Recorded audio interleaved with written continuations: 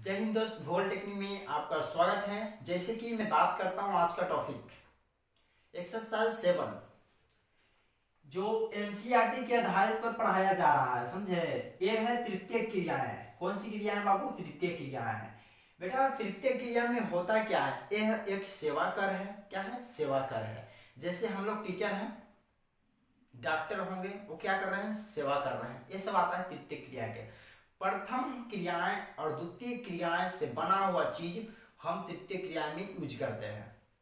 हम बात करते हैं। हाँ दोस्तों, मैं पढ़ाने से पहले एक बात बोल देता हूँ कि जो मेरा ऑफलाइन क्लास करते होंगे, अगर उनको कंफ्यूज अगर होता होगा तो आप वीडियो देख लीजिए, कंफ्यूज दूर हो जाएगा। क्योंकि जो ऑफलाइन में ही पढ़ाता हूँ, जो ऑनलाइन भी पढ़ाता हूँ, ऐसा नहीं कि दोनों में डिफरेंट होता है। अब बात करते हैं तृतीय क्रियाएं की हम, कि तृतीय क्रिया बेटा होता है क्या? ये जो आपका सेवा क्रिया होते हैं, ठीक है। इसमें जो होता है यह क्रियाएं, इसका अगर डिफिनेशन पूछता है कि तृतीय क्रियाएं से आप क्या समझते हैं, तो आप लिख सकते हैं यह क्रिया जो होती है, देखिए लिखा हुआ है, यह क्रिया में वस्तुओं का उत्पादन नहीं किया जाता है। इसमें जो होता है वस्तु का उत्पादन नहीं किया जाता। करता है कौन?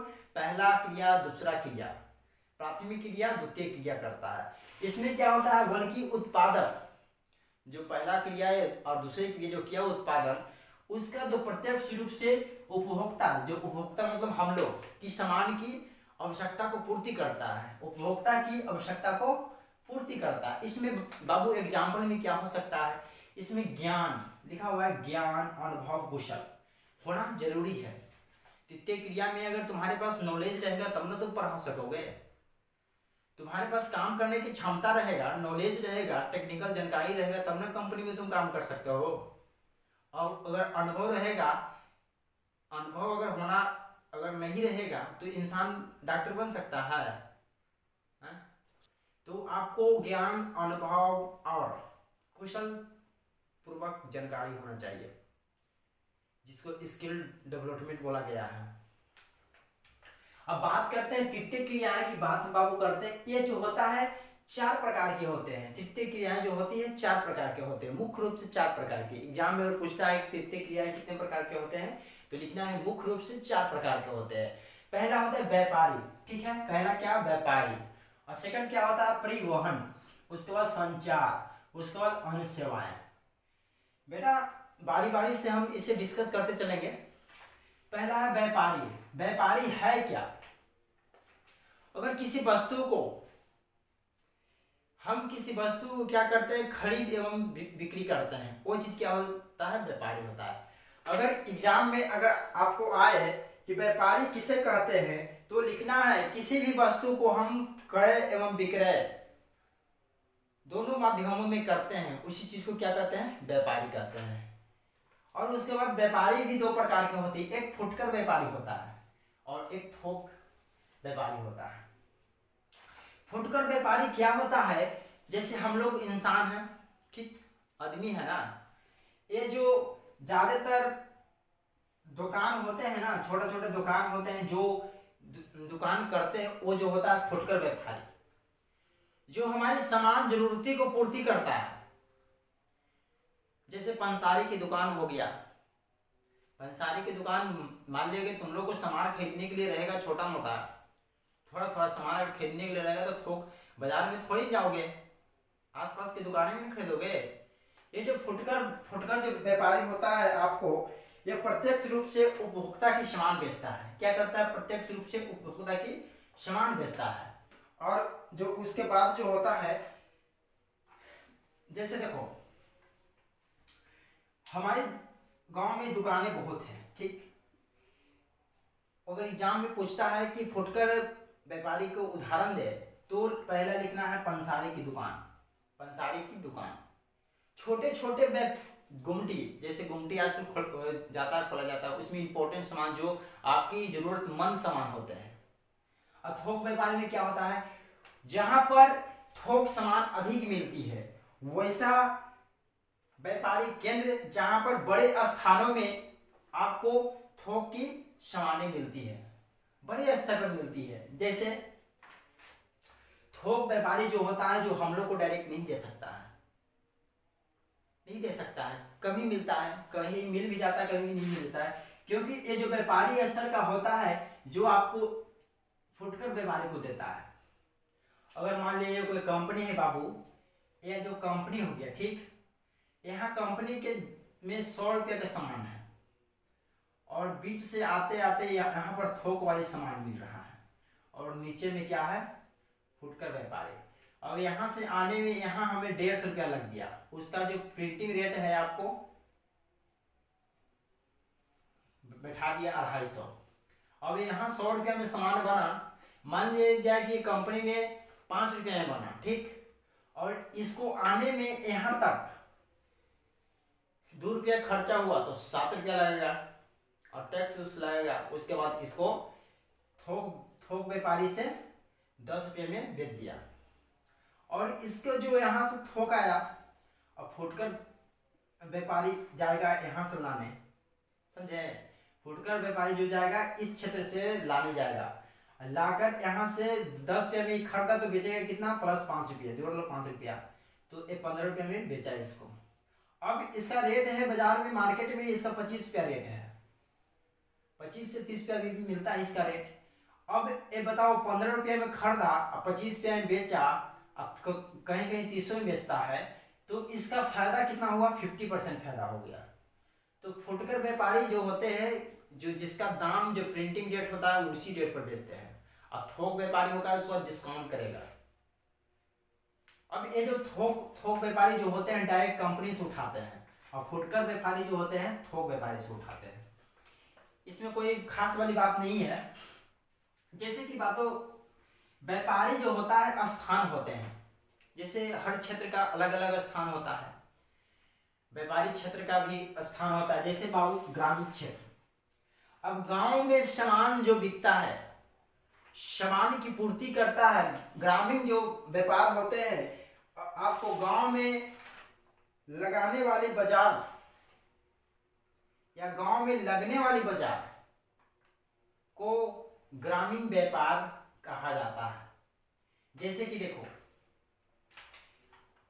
गांव में सब कुछ सामान तो मिल नहीं जाता है, मिलता है बताओ, सब कुछ नहीं मिलता है, तो ज्यादा अगर सामान नहीं, यहाँ पर क्या होता है, जो तुम्हारे जीवन रोजमर्रा की जिंदगी में जो सामान की जरूरत है, जैसे खाने के लिए सामान, खाद्य पदार्थ की सामान मिलती है, कुछ छोटे मोटे श्रृंगार की सामान भी मिल जाती है, कुछ छोटे मोटे कपड़ा भी मिल जाते हैं, ग्रामीण क्षेत्र की बात कर रहे हैं। और इससे अगर अच्छा चाहिए तो आपको जाना पड़ेगा कहाँ, नगरीय क्षेत्र की। इसमें जो बड़ा स्तर पर दुकानें होती है, नगर में होता है बहुत बड़ा स्तर पर दुकान होती है, ग्रामीण क्षेत्र में ज्यादातर फुटकर व्यापार होते हैं, थोक व्यापार नहीं होते हैं। कई कई क्षेत्र में एक आध जगह लगा दी उसके बाद की बात है, लेकिन ज्यादातर ग्रामीण क्षेत्र में क्या बाबू होता है, फुटकर व्यापार ही होते हैं। उसके बाद नगरीय क्षेत्र की अगर बात करते हैं तो ये जो बड़े स्तर की व्यापारी किया जाता है, जहां पर थोक व्यापार होते हैं, होलसेलर रेट कहते हैं। जैसे शहर में लगने वाली बाजार को नगरीय व्यापारी केंद्र बोलते हैं। वहां पर अधिक रूप से सामान मिल जाती है, बहुत सामान मिलती है, कम रेट पर सामान मिल जाती है। यहाँ पर अधिकतर रूप से थोक व्यापारी ही होते हैं, फुटकर बहुत कम रहते हैं शहर के में। और तीसरा है बाबू अवधि बाजार। विशेष अवधि के दौरान या विशेष समय के अंतराल की किसी क्षेत्र में बाजार लगता है। जैसे तुम लोग सुने होंगे कि जो अवधि बाजार होता है बेटा, कहीं के क्षेत्र में सोमवारी बाजार लगा, सोमवारी बाजार लगा, सोमवार की जब लगता है तो क्या बोलते हैं, सोमवारी बाजार। मंगल को लगता है मंगल बाजार, सप्ताही बाजार भी लग सकता है, 2 दिन बीच का की बाजार लगता है। कोई क्षेत्रों में, देहात क्षेत्र में जहां पर बहुत दूर है मार्केट, नगर वहां से बहुत दूर है, तो वहां पर क्या लगता है, सप्ताही बाजार लगता है। कहीं के क्षेत्र में जाइएगा देखिएगा सप्ताही बाजार क्या होता है। इसको क्या बोलते हैं, अवधि बाजार कहते हैं। एक समय अवधि के दौरान, विशेष समय अवधि के दौरान जो बाजार लगते हैं उसे क्या कहते हैं, अवधि व्यापारी केंद्र बोलते हैं। अब ये तीनों हो गया, समझकर आप वीडियो को देखिएगा और उसके रोको आप जो मैं बोलूंगा समझ के आप लिख लीजिएगा। अब बात करते हैं परिवहन। बेटा परिवहन मतलब होता है क्या, जब किसी सामान को एक स्थान से, या तो कच्चा माल हो चाहे बना हुआ माल हो, एक स्थान से दूसरे स्थान पर ले जाना ही क्या कहता, परिवहन कहलाता है। अब बाबू इसको परिवहन को प्रभावित करने वाला कारक कौन कौन सी है, आप देखिए एग्जाम में पूछता है कि परिवहन से आप क्या समझते हैं, तो आप लिख दीजिएगा परिवहन वह क्रिया है जिसके अंतर्गत कच्चे माल या उत्पादन वस्तुओं को एक स्थान से दूसरे स्थान पर ले जाया जाता है, लिख दीजिएगा, समझे। उसके बाद बेटा इसमें होता है परिवहन को प्रभावित करने वाले कारक, कौन कौन से कारक है, परिवहन कौन कौन से क्षेत्र में जा सकते हैं। देखो पहला कारक क्या है बेटा, अगर लिखना चाहते हैं तो लिख सकते हैं भू क्षेत्र, इसको अगर लिखना चाहते हो तो लिख सकते हैं भू क्षेत्र। अगर बड़ा क्षेत्र रहेगा तो उसमें क्या होगा, परिवहन अच्छा, जो आने जाने के जो सुविधा अच्छा होगी। अगर मान लेंगे छोटा क्षेत्र रहेगा गली कुची, तो कैसे जाएगा परिवहन, नहीं जाएगा। तो इसमें लिखना है कि बड़े क्षेत्रों में आने जाने की सुविधा अच्छा होती है। अब बात करते हैं विकास स्तर, वैसा क्षेत्र जहां पर विकास स्तर अधिक हो वहां पर परिवहन की सुविधा अच्छी रहती है। अब मान लिया जाए कि रोड ही की बात अगर किया जाए, इसमें लिखा हुआ है मार्ग स्थितियां, तो ये तो मैं बताऊंगा विकास स्तर वहां अच्छा रहेगा। मान लीजिए कोई शहरी क्षेत्र में विकास बहुत अच्छा है, तो वहां की जो परिवहन जो चीज होती है उसमें तो बहुत बेहतर रहता है। तो लिखना है इसमें यह वह क्रिया है जिसमें जहां के विकास स्तर बहुत अच्छा क्षेत्र रहता है, जैसे औद्योगिक क्षेत्र हो गया, कारखाना क्षेत्र हो गया इत्यादि। उसके बाद परिवहन की साधनों की उपलब्धता, अगर मान लिया जाए कि परिवहन जो साधन की उपलब्धता अच्छी होना चाहिए, समझे। जैसे मान लिया जाए कि तुमको अगर बोलेगा कोई कि साइकिल से दिल्ली जाओ तो कितना समय लगेगा, अगर वही बोल दे कि हवाई जहाज से दिल्ली जाओ तो कितना अच्छा रहेगा। तो ये चीज होता है, आपको परिवहन की साधनों उपलब्ध अच्छी होना चाहिए। अब लाना है बिजली में खराब हो गया तो उससे क्या फायदा मिलेगा आपको, तो इसमें लिखिएगा अगर परिवहन की सुविधा अच्छी हो, जैसे दूर जाने के लिए हमें अच्छी परिवहन की जरूरत होती है। मार्ग की स्थितियां, अगर मार्ग की स्थितियां क्या होता है, मार्ग की स्थितियां में क्या लिखेगा कि मार्ग जब अच्छा रोड अगर कच्ची रहेगा, तो रोड अगर कच्ची रहे तो आने जाने की सुविधा में दिक्कत होगा। अगर वही हाई फाई इलाका रहे और रोड अच्छा रहे, पक्का प्लास्टर रहे, पीसीसी रहे, तो उसमें क्या होगा, मार्ग में स्थिति जो अच्छा रहेगी तो जाने आने की सुविधा अच्छी होगी ना, जल्दी पहुंच जाएगा ना। अब कच्चा कुच्ची रहेगा, गड्ढा गुड्ढा रहेगा तो गिर जाएगा, उधर एक्सीडेंट हो जाएगा। तो मार्ग की स्थिति अच्छी होनी चाहिए। उसके बाद मांग, सबसे इंपॉर्टेंट वाली बात है बाबू, मांग कहाँ हो रहा है, परिवहन को मांग कहाँ पर हो रहा है, ज्यादा जनसंख्या अधिक क्षेत्रों वाली में परिवहन की मांग हो रहा है। इसमें अगर लिखिएगा तो लिख दीजिएगा कि परिवहन की मांग सबसे ज्यादा अधिक रूप से जनसंख्या अधिक वाली क्षेत्रों में हो रहा है, इस तरह लिख दीजिएगा। एग्जाम में आता भी है 5 नंबर का, या तो 3 नंबर के आएगा तो लिख दीजिएगा। पहले लिखिएगा परिवहन से आप क्या समझते हैं, जो बोला उसे लिख दीजिएगा, उसके इसका कारक बताया वो लिख दीजिएगा। इसको अगर स्क्रीनशॉट मारना चाहते हैं तो मार लीजिए, मैं बताता हूं इसको। संचार और अन्य सेवाओं को, जिसमें 2 क्षेत्र बच गया था, जिसमें देखिए संचार क्षेत्र है, एक है अन्य सेवा। बाबू हम बात करते हैं संचार क्षेत्र की बात करते हैं, जिसमें क्या होता है, जो तृतीय क्षेत्र में बहुत इंपॉर्टेंट चीज है, जो एक व्यक्ति से दूसरे व्यक्ति तक जानकारी पहुंचाना ही संचार कहलाता है। यह जो जीवन स्तर को सुधार करने के लिए, मानव विकास को सुधार करने के लिए यह जो अहम भूमिका है, समझे। अगर एग्जाम में पूछता है कि संचार से आप क्या समझते हैं, तो लिख सकते हैं संचार वह प्रक्रिया है जिसके अंतर्गत एक व्यक्ति से दूसरे व्यक्ति को तक जानकारियां पहुंचाने की व्यवस्था को संचार कहते हैं। क्या कहते हैं, संचार कहते हैं। बेटा संचार दो प्रकार के होते हैं, एक होता है जन संचार, एक होता है दूर संचार। अब जन संचार में क्या होता है, दूर संचार में क्या होता है। जन संचार मतलब जन मतलब क्या, लोग। एक यहाँ लिखा हुआ है, एक व्यक्ति से दूसरे व्यक्ति के बीच जानकारी को आदान और प्रदान किया जाता है। जैसे पहले के जमाना में था कि लोग चिड़िया से चिट्ठी भेजा जाता था। जब 1856 में जब हुआ ये, जो क्या इनका नाम था, लॉर्ड डलहौजी के समय ये चला था संचार, तार डाक जितना भी सब मतलब उन्हीं का सरकार में स्टार्ट हुआ था, गवर्नर जनरल थे उसी समय। और पहले के ज़माने में क्या था कि लोग चिट्ठी पहुंचाते थे, चिट्ठी के माध्यम से होता था। लेकिन जैसे जैसे टेक्निकल जानकारियाँ सबको मिलती गया वैसे वैसे मतलब होते गया। इसमें क्या होता है, जन संचार में यही होता है बाबू कि जन मतलब कि अपने प्रत्येक, जैसे मान लिया कि हम हैं आपके पास, डायरेक्ट खबर पहुंचा है, वो क्या हो गया, डायरेक्ट वाली माध्यम क्या हो गया। जैसे मान लिया कि पत्र से भेज सकते हैं या तो मोबाइल से फोन करके हम बता सकते हैं डायरेक्ट। तो एक व्यक्ति से दूसरे व्यक्ति के बीच जानकारी को आदान प्रदान करना ही जन संचार कहते हैं।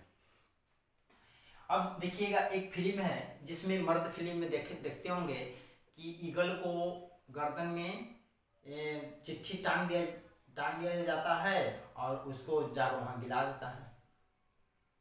तो ये क्या हो गया, एक तरह की जन संचार हो गया, समझे। अब आगे बात करते हैं, दूर संचार की बात करते हैं। बेटा दूर संचार क्या होता है, जैसे क्या होता है, आप लोग देखते होंगे कोई मतलब हम जो खड़ी हैं यहाँ पर, अब आप लोग को हम बता रहे हैं, एक क्या हो गया, दूर संचार हो गया। मैं अकेले खड़ी होकर एक स्रोत से, यह लिखा हुआ है आपको, एक स्रोत से अनेक व्यक्तियों के बीच जानकारी पहुंचाने की प्रक्रिया को दूर संचार कहते हैं। जैसे हम पढ़ा रहे हैं, हम वीडियो को यूट्यूब पर डालने के बाद पूरी तरह देखें, वो क्या हो गया, दूर संचार हो गया। जैसे में बाबू क्या हुआ, टीवी, रेडियो, इंटरनेट, ये जो होगा दूर संचार है। अगर दूर संचार में लिखना चाहिएगा तो लिख सकते हैं, यह वह प्रक्रिया है जो एक स्रोत से जानकारी अन्य व्यक्तियों के पास पहुंचाने की प्रक्रिया को ही दूर संचार कहते हैं। अब लास्ट बच गया था सेवा, अन्य सेवा, ये भी इंपॉर्टेंट है, तृतीय क्रिया में ये भी इंपॉर्टेंट है। जैसे हम लोग टीचर, डॉक्टर, ये क्या हुआ, अन्य सेवाएं में आते हैं, अन्य सेवाएं में आते हैं, इनको अन्य सेवाएं में शामिल किया गया है, समझे। यह अगर लिखना चाहते तो इसमें लिख सकते हैं, यह वह प्रक्रिया है जिसमें डॉक्टर, शिक्षक एवं और भी चीज जो अन्य सेवा के अंतर्गत आते हैं, जिसमें आपको सेवाएं जीवन स्तर में वृद्धि एवं विकास करने की अति आवश्यक है। अगर इंसान को अगर विकास करने के लिए मैं बताया होगा मानव विकास में कि वृद्धि और विकास के बारे में अच्छी तरह में समझाया होगा, उसमें आप समझ सकते हैं कैसे कैसे विकास मनुष्य के होता है। वो चीज आपको जीवन स्तर को सुधारना, मानव को विकास के मतलब होता है वृद्धि एवं विकास। अगर तुम्हारे में ग्रोथ हो रहा है और दिमाग में विकास नहीं है, लंबा हो गया, कुछ जान में नहीं करते तो फायदा क्या होगा। तो इसमें आपको अन्य सेवाओं के अंतर्गत रखा गया है। दोस्तों वीडियो लंबा होने के कारण मैं जो अगले जो बच गया है नेक्स्ट वीडियो में क्लियर कर दूंगा। दोस्त मेरा चैनल पर बने रहें, नेक्स्ट वीडियो का इंतजार करें, जल्द ही आने की संभावना है। अब बात करता हूं दोस्त कि मेरा जो सब्सक्राइब शेयर जल्द करें लोगों के पास, क्योंकि मैं पढ़ा रहा हूं जो एनसीईआरटी की आधारित ही है और एनसीईआरटी की किताब में आप मिला सकते हैं, समझे। जय हिंद दोस्त।